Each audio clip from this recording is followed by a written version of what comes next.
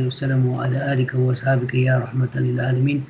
صلاة والسلام عليك يا حبيب الله، صلاة والسلام عليك يا شفيع الله، صلاة والسلام عليك يا شفيع الأمة.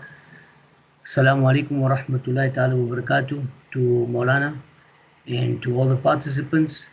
I'd like to welcome everyone for tonight's session, and inshallah I'll be handing over to Maulana to continue, inshallah khair. أعوذ بالله من الشيطان الرجيم بسم الله الرحمن الرحيم الحمد لله والحمد لله ولا إله إلا الله والله أكبر ولا حول ولا قوة إلا بالله العلي العظيم الحمد لله والصلاة والسلام على رسول الله صلى الله عليه وسلم وبعد ويقول الله سبحانه وتعالى في القرآن المجيد بعد أعوذ بالله من الشيطان الرجيم بسم الله الرحمن الرحيم وذكر فإن الذكرى تنفع المؤمنين صدق الله المولانا العلي العظيم وصدق رسوله النبي الحبيب الأمين الكريم ونحن على ذلك لمن الشاهدين والشاكرين والحمد لله رب العالمين. السلام عليكم ورحمة الله وبركاته. السلام. We are still in the month of Rabiul Akhir, the month of Hudur Wasiqat radiallahu anha. Many people have been extremely fortunate to have gone for the Urs, which means the commemoration of the passing of the saints we refer to in the Indo-Pak and in the Persian-speaking lands mostly. Although the word Urs is from Arabic, it is taken from a hadith, Nam kanawmatil arus, the awliya or the pious or the muttaqi, those that have tried their level best to live according to Allah's commands and the style and way of the Nabi sallallahu alaihi wasallam, they are then told,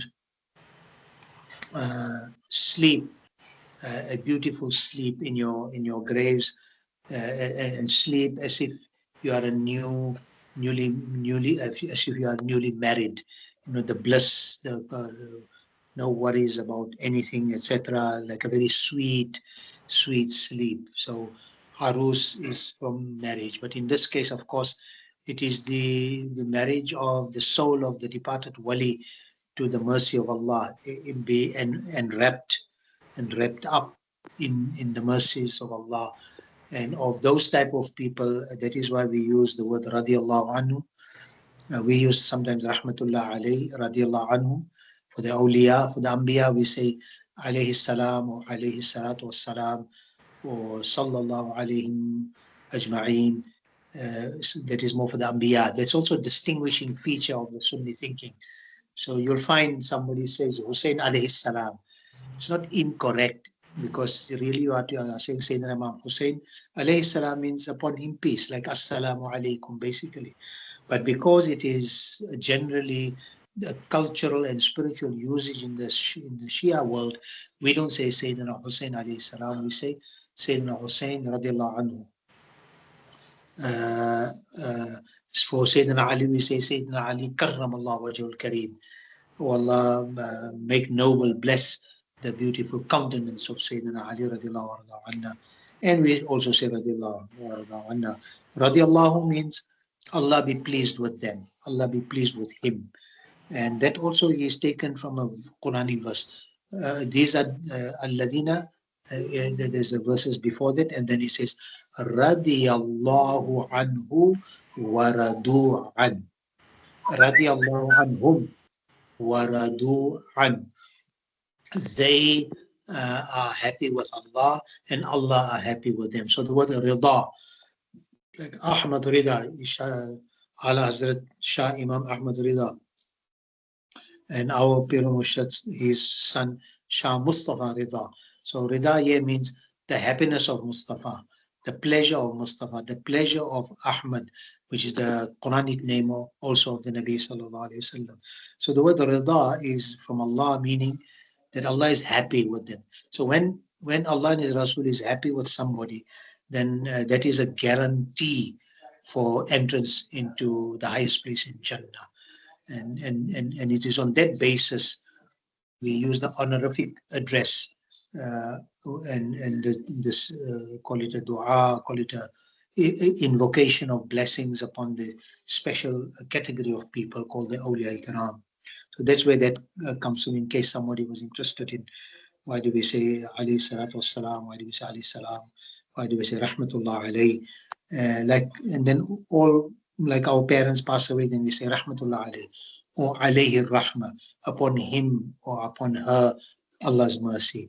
So it's just usages, but because in the Ahlul Sunnah wal Jama'ah, like the word karamat and mu'jiza, for example, mu'jiza is a definition for only for the miracles wrought by the Anbiya and the Rusul. That means the messengers and the prophets. So there is a slight difference in Nabi.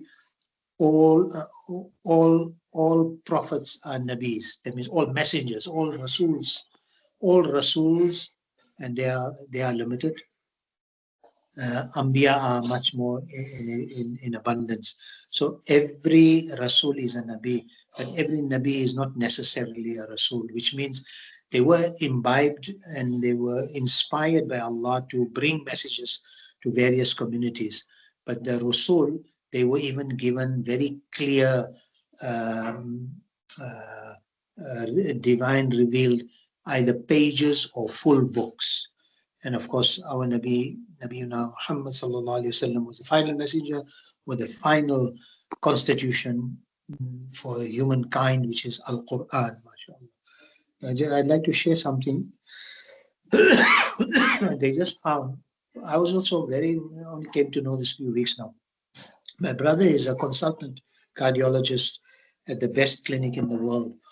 And so when this video was posted, that the heart has got intellect, I always thought that, and I even on this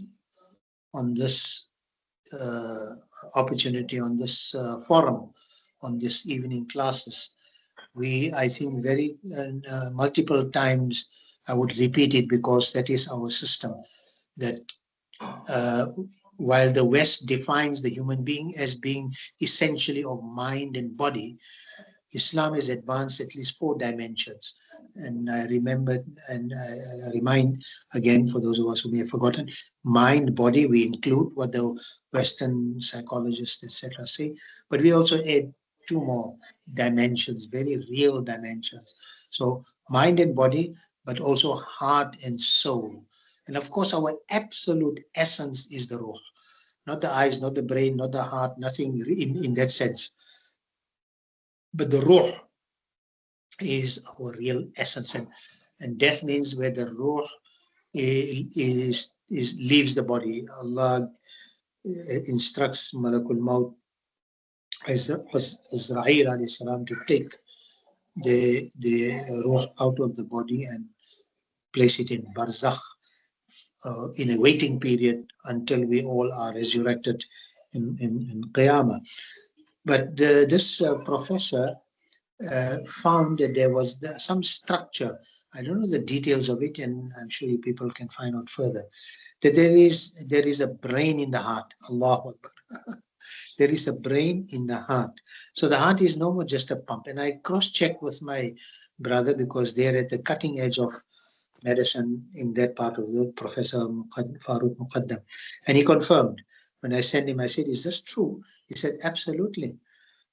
Because he himself is a pioneering cardiologist in terms of the artificial heart. At this point in time, there's 3 of them in the world that are busy with it. Of course, they've got their team behind them. But the one who manufactured this latest one, which has been quite successful so far, to sustain the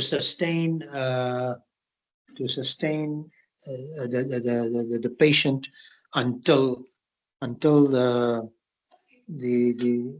donor heart can be retrieved.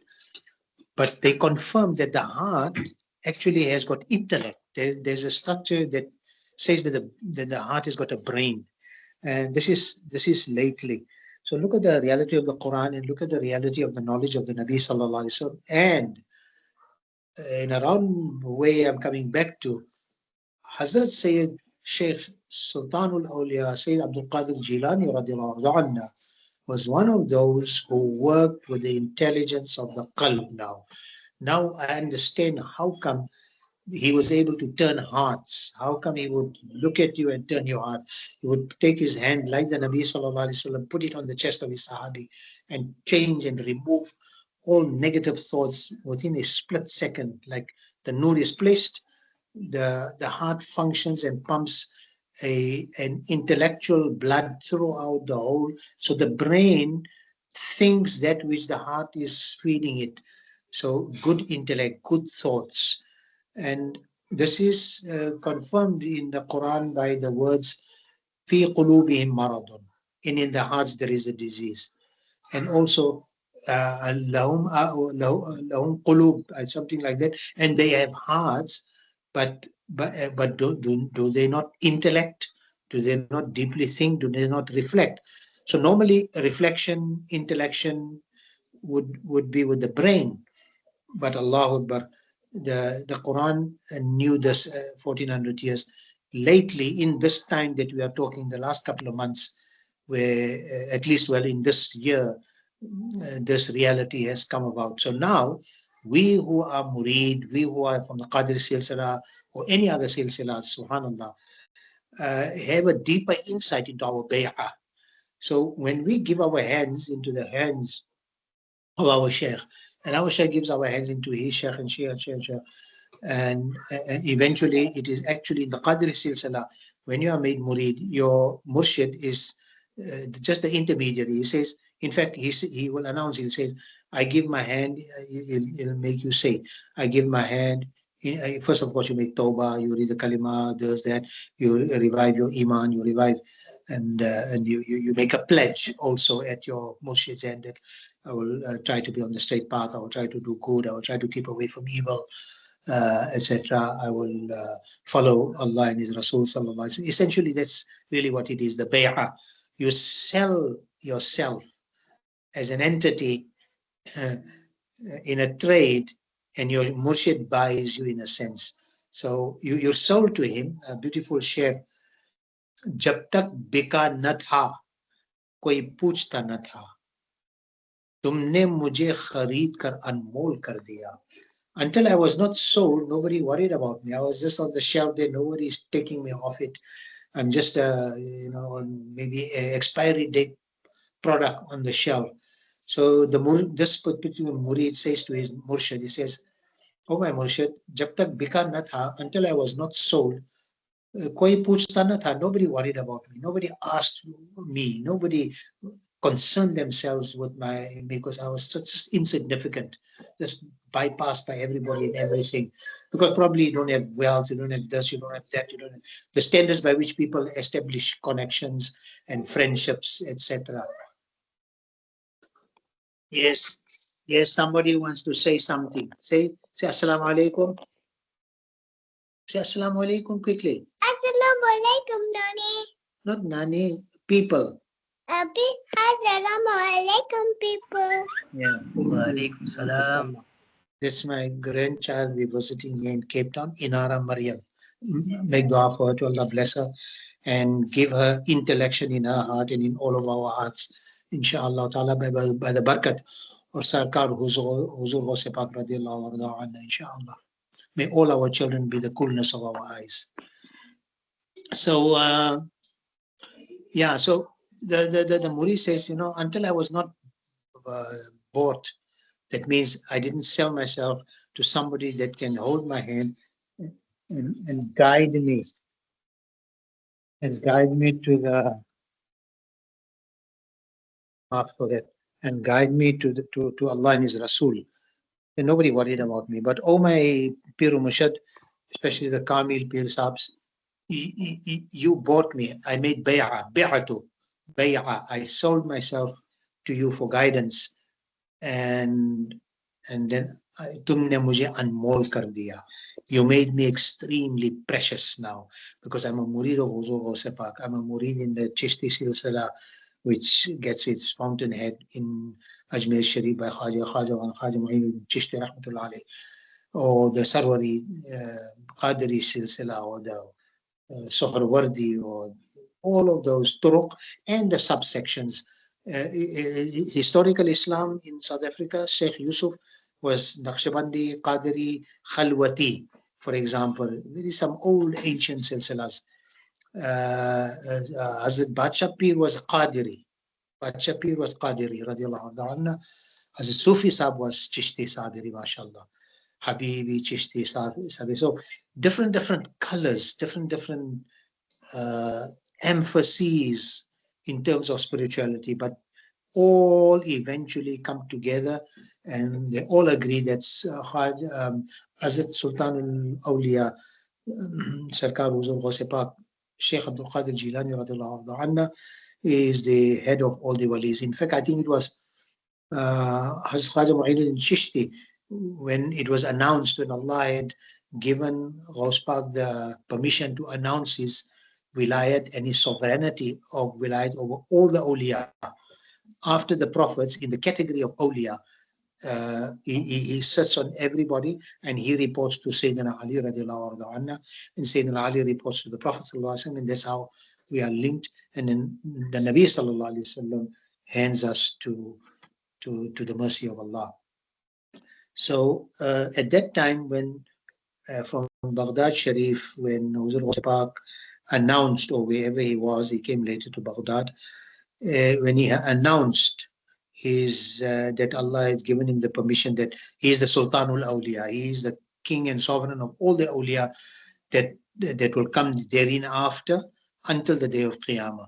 So even present awliya or our Pir Murshids all eventually report back to Huzur Ghaus Pak radiallahu anhu, just as you have a city council with the mayor and the various ministers or portfolios that are there for ruling on the top of the earth, to rule in the city and the streets and the lights and whatever. Similarly, in our spiritual world, we believe that there cannot be 40 people, but Allah appoints a wali to look after them, as it were, you know. And the best way to get into it is first to become murid. Sometimes you won't have the most perfect of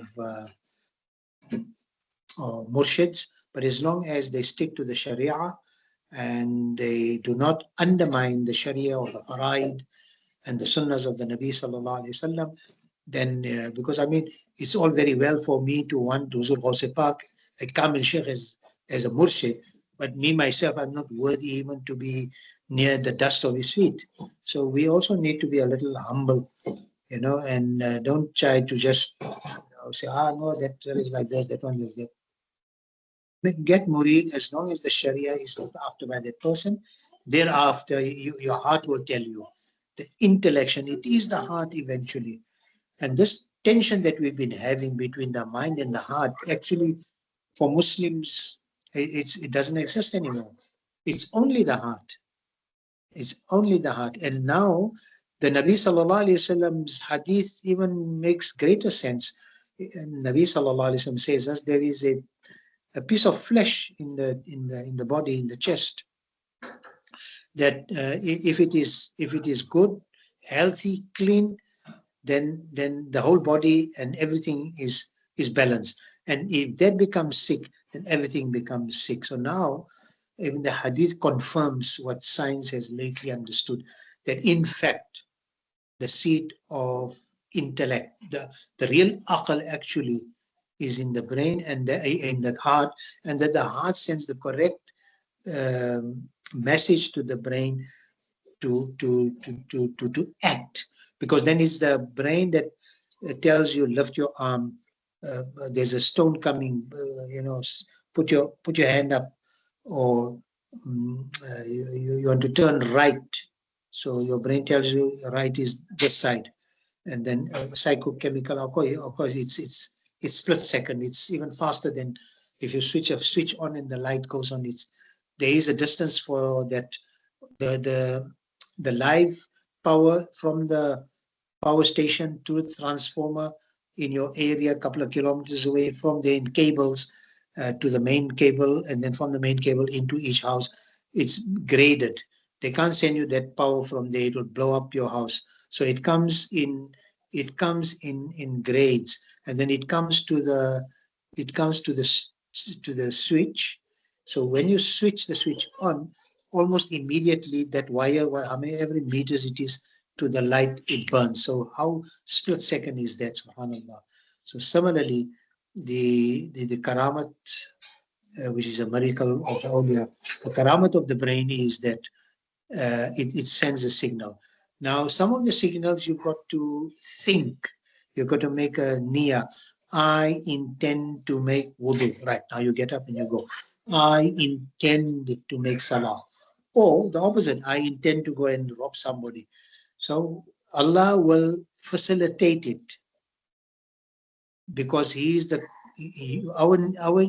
we must only make a firm intention. Just a firm intent. The rest, the fulfillment of the intention is upon Allah. That's how magnanimous our Creator is to us. That all we need to do is make a very firm, sincere niyyah, and then you'll see your legs will move in that direction, your eyes will move in the direction, your outer and inner senses, five will move in the direction of your niyyah. But if you got no niyyah and you lukewarm, you'll never go for Hajj. You'll never start your business. You'll never get up early. You'll never commit to things. So the niyyah. And again, now, the first hadith of Bukhari makes tremendous sense. Innamal a'malu bin niyat. Again, it's the niyyah that starts. The intellection is in the heart. So as of today, concentrate more on the heart. Look down into your heart. When you make your dhikr, Allah ilaha illallah, look down and send that dhikr into the heart so that the blood that pumps goes with that sound of the blood into the brains, into the stomach, into the every part of the body, because that's what the heart does. But the intellection that goes with it, the psychochemical intellection that takes place, we make that dua that, oh Allah, grant us that. And verily, it's Allah's mercy that many times we stay out of negative or bad or sinful things, because the Quran says our nature is inna nafsa la ammaratun bisu illa ma rahima rabbi. Veritably, the nafs, our egos, our inner self, it's an erring self. Nafs ammara, it inclines towards evil, illa ma rahima rabbi, except that Allah's mercy intervenes. So we must be careful of having too much pride, even of our ibadat, of our tahajjud, of our being good, of our abstaining from bad. It's not us, it's Allah's mercy. And pray that, we have that mercy, because, in accountable situations, we've seen when it's money, position, power, how people actually reverse the intellection. So what then happens is, your akal takes over, you rationalize now, you say, well, that person saw me, so it's fine if I swear him back, if you intellect from there rationally. But if you intellect from here, so the fatwa is there, but the taqwa is here. So the taqwa says, dear man, if what the person is saying is inaccurate, then you must be even doubly happy. Don't even swear him, don't even react to him, because he's actually taking of his good deeds and is giving it to you. However, if it's the truth, thank him then. Thank him, say, I really appreciate you're a good friend. And reflect on that and straighten your condition. Inshallah. So, jab tak bika na tha, koi puchta na tha. When I was not, when my heart and my intellect in the heart and my seat of my faith and the seat of my ruh was not in the hand of the murshid, until that time nobody even spat at me. But oh my murshid, you raised me, you made me anmol, you made me precious. So that is actually why the topic was saying, why is Huzur Ghosbak relevant? He was born somewhere 1166, I think. So we're now in 2024. It's almost 900 years. 900 years, and we talk of him with deep love, respect, honor, totally, not even an iota of doubt. That in itself is not a mu'jiza for Anbiya. It's a karamat. It's a miracle that we today, even on this little group here, we have that. We didn't see him. Maybe some of you had the opportunity to make ziyarat at Baghdad Sharif. Maybe you saw him in your dream, or you had whatever it is.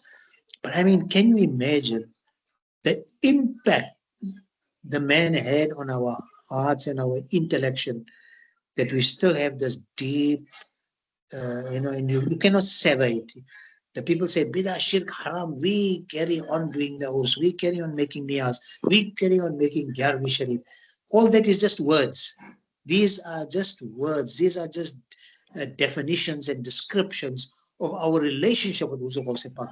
But these fools, they don't understand that we have sold our souls and our hearts to the hands of Huzur Ghaus Pak so that he may imprint the lines of his hands of destiny onto our lives, inshallah ta'ala.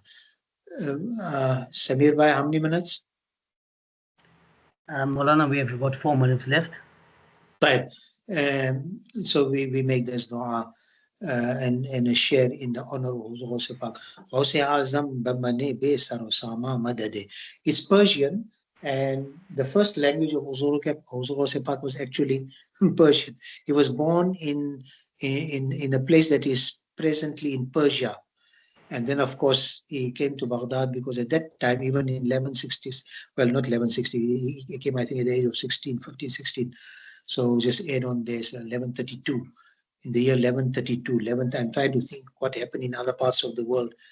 In the 1200s, I think the Ottoman Empire started, if I'm not mistaken, sort of, just to give context. 1453, Constantinople was taken. The Bartholomew Dias, I think, came in the 1400s also, I think, to the east coast of Africa, if I'm not mistaken.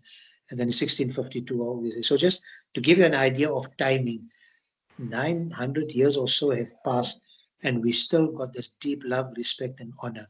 So this clearly, whether it's Qadiri or any of the other silsilas, these people, really what they really did was, they took our hands and they took our hearts, and they linked it to their hearts, and they linked their and our hearts to the hearts eventually of the head of each of the silsilas. So Ghaus Azam bamane besarosama made. Oh Ghaus Azam besarosaman. I got nothing. I don't own anything. I've got nothing. I'm a faqir. Madade, help me. Of course, it's in the spiritual. I don't think, unless you're a businessman, then you will want to ask for buildings and cars and houses and good food. I doubt a murid really wants that. I think he wants that his heart be receptive to the nur that Huzur Ghaus Pak dishes out in his silsila, because he says that muridi la takhaf. Oh my murid, don't be afraid. Ana azumun. I'm very strong with you. I will assist you in your times of need. And we prefer that those needs be spiritual rather, be of the heart, be of the soul, be of the intellect that we now have learned is actually residing in the heart and not in the mind. That everything is from here. So keep this clean, keep this straight, give it into the hands of somebody that will guide you between the alif of Alhamd and the sin of An-Nas, that will guide you by the standard of my and your and the universal Rasul sallallahu alaihi wasallam. कि मोहम्मद सल्लल्लाहु अलैहि वसल्लम से वफा तूने तो हम तेरे हैं, ये जहां चीज है क्या लौह और कलम तेरे है. शुक्रन वस्सलामु अलैकुम व रहमतुल्लाह व बरकातहू. Maulana, just before Maulana concludes, just a quick question, if possible, regarding tabarruk. I think we all, if briefly Maulana can just explain, that we talk about the Bal of Ghaus Pak and maybe the Khilaf, just briefly, what is tabarruk? Because inshallah tomorrow night we'll be having tabarruk by our house, just for understanding purposes. Samir bhai, if your father left a diamond behind, would you value it? 100%. But for which reason, honestly? Okay, it could be twofold. One for the value, the rand value possibly, but I think more because of getting it from my father itself. Okay. Now there's not a diamond, there's just a hanky. Your father's hanky that he carried always in his pocket, made sajda with, went to the mosque with, or just used it. I mean, that's it. Would you still value that, or will you throw it away? My father's, I'll value anything that I get from him. Right. So that is tabarruk. Now, because of the fatherly relationship, and it is spiritual as well, but it's also an artifact of history. So that the tabarruk is a continuity of the artifacts belonging, either material or non-material, to pious people. Why I gave the example of father, because nobody will just take their father's things and throw it away. Worst scenario, if they don't want any of the things he left behind, they will give it to charity, give it to somebody, but they won't throw it away. They won't disrespect it. So mutabarik means it becomes blessed.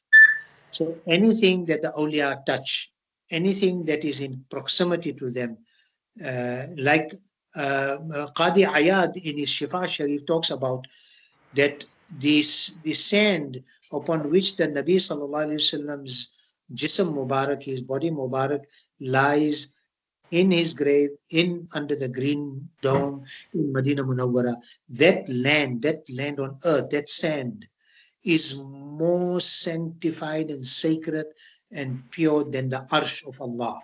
Subhanallah. Where's the arsh and where's a piece of land? Why?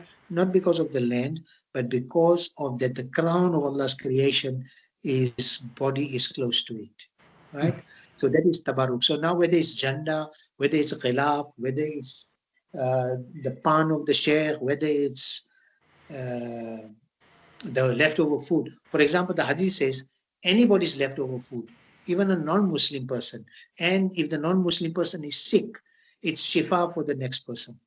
Now that's non-Muslim sick, which none of you here on this would like to eat somebody's a sick person's food. You'll say, this fellow will give me COVID, this fellow will give me TB. But the hadith says otherwise, because the hadith probably is working on a system where a minor level of bacterial or viral activity, if ingested, the body will build antibodies for it. So it works on the same principle as a vaccine, for example. So tabarruk is that which is associated with pious people, especially the awliya. Anything they touch, anything they eat, anything they say, anything that is related to them in any way becomes a tabarruk. Jazakallah. So now that is sufficient. Otherwise, we can talk about it some other time. No, Jazakallah. Thanks. And again, thanks to Moulana for the extra minutes and to the participants for your patience. Inshallah, we'll meet again next week. Shukran jazeelan. Assalamu alaikum wa rahmatullahi wa barakatuh.